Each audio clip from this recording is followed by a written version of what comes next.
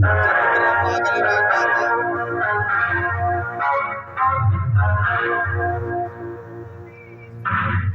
তোরা তো দুদিনের বাচ্চা। আমি হলাম পূর্ব বর্ধমান জেলার জব গ্রামের মা কালী মাই। আরে মা কালী মাইকে উপরে ওঠার চেষ্টা করিস না। যেমন পায়ের নিচে ছিলিস তেমন পায়ের নিচেতেই থাকবি। কোনদিনও মা কালী মাইকের সঙ্গে কম্পিটিশনে জিততে পারবি না, বুঝেছিস?